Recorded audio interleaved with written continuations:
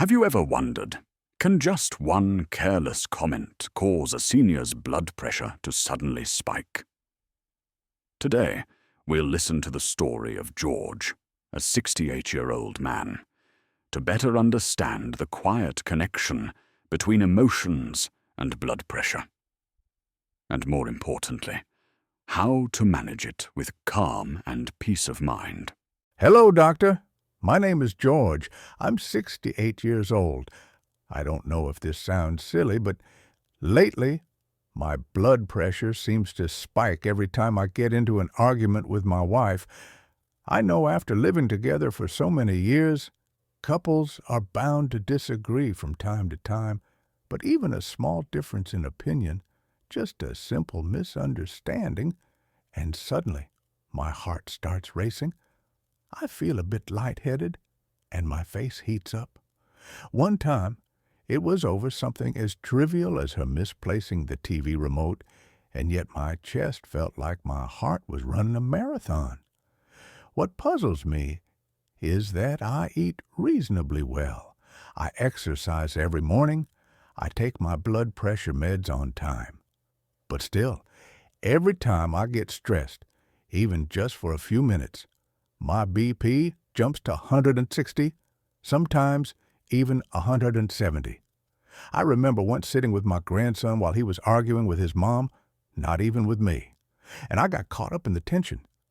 That night, I had to call the doctor because of chest tightness and dizziness.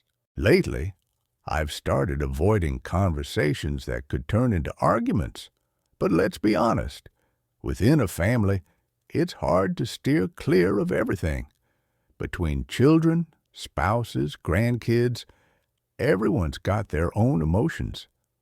So, doctor, I'd like to ask something that might seem small to others, but to me, it's become a real worry. Can tense conversations, these little back and forths, really make my blood pressure spike? And if it keeps happening, could it be dangerous? I don't know if I'm just overthinking things, but my heart, my head, and my BP, they don't seem to be joking around. Hello, Mr. George. Thank you for being so open and honest. Let me assure you, your question is far from small. In fact, it touches on one of the most common yet often overlooked causes of high blood pressure in older adults. Whenever we find ourselves in a stressful conversation, especially arguments or moments where we feel attacked, our brain interprets that situation as a threat. It triggers what we call the fight-or-flight response. In these situations, the adrenal glands release two key stress hormones, adrenaline and cortisol. Adrenaline causes your heart rate to increase rapidly and your blood vessels to constrict in order to push more blood through your body. This leads to an immediate spike in blood pressure. Cortisol, when released frequently due to ongoing stress, can cause your body to retain sodium and water. That increases blood volume, leading to more long-term, chronic high blood pressure. In younger people, the body often calms down more quickly once the emotional stress passes. But in older adults like yourself, George, blood vessels tend to lose elasticity, and the heart has to work harder. This means it takes longer for blood pressure to come back down, and the effects can linger. What's more, our emotional regulation system becomes more sensitive as we age. A single careless comment or a tense atmosphere, even without shouting, can trigger faster breathing, a racing heart, and an increase in blood pressure. Especially for people who already have a history of high blood pressure, like you do, the body becomes conditioned to respond this way, like a well-worn neurological path that gets triggered even by small stressors. I once had a 72-year-old patient who said nothing during a family disagreement. His daughter-in-law made a critical comment, and he just sat in silence. But later his blood pressure soared to 180. Not because the words were harsh, but because his heart simply couldn't handle the emotional undercurrent anymore. In short, even a few minutes of emotional stress can trigger an immediate rise in blood pressure, especially in older adults. And no, this isn't about being too sensitive or overthinking. It's a very real, very powerful biological response that's often beyond our conscious control. Dear Mr. George, when your blood pressure rises due to emotional stress, even if it lasts just a few minutes, it's not just a fleeting number on the monitor.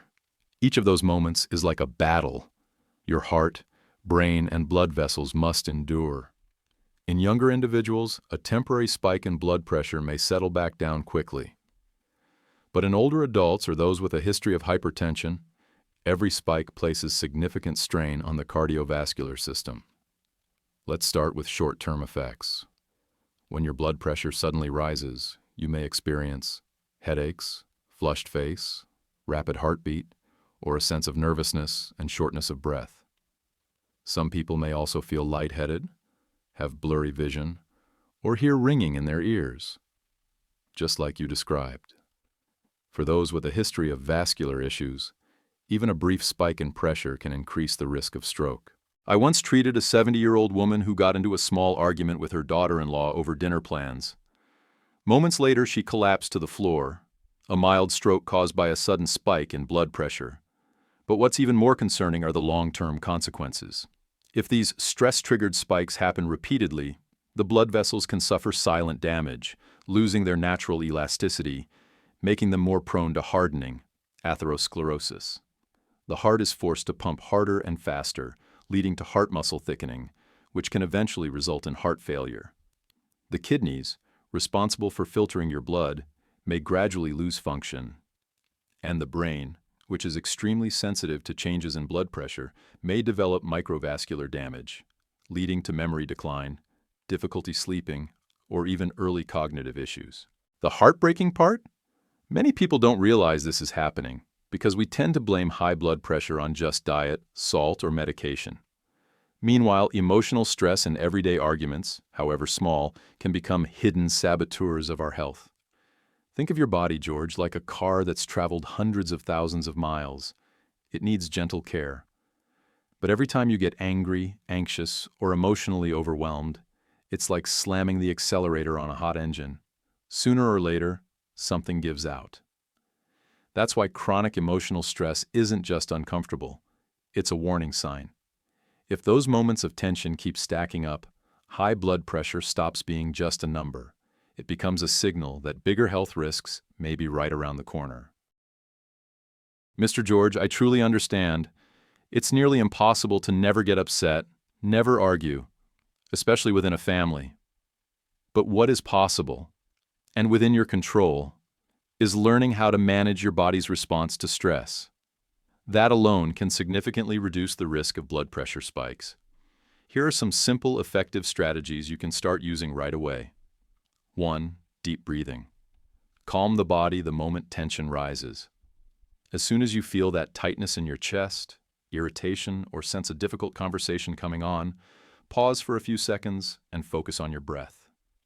Inhale slowly through your nose for 4 seconds. Hold your breath for 4 seconds. Exhale gently through your mouth for 6 seconds. Repeat this 4 to 5 times. Just a few minutes of this can slow your heartbeat, reduce stress hormones, and ease your blood pressure. This technique works wonders in calming the body in real time. 2. Choose smart withdrawal instead of entering conflict.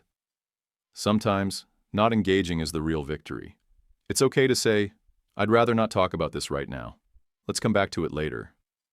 This approach helps to prevent hurtful words from being exchanged, give both parties time to cool down, avoid an emotional spike that could raise your blood pressure. This isn't weakness. It's smart self-protection for your heart. 3. Create a daily emotional release space. Bottled-up feelings are a breeding ground for hypertension. Set aside 15-20 minutes a day to gently release emotional pressure. Write in a journal, say what you really feel, even if you can't say it out loud.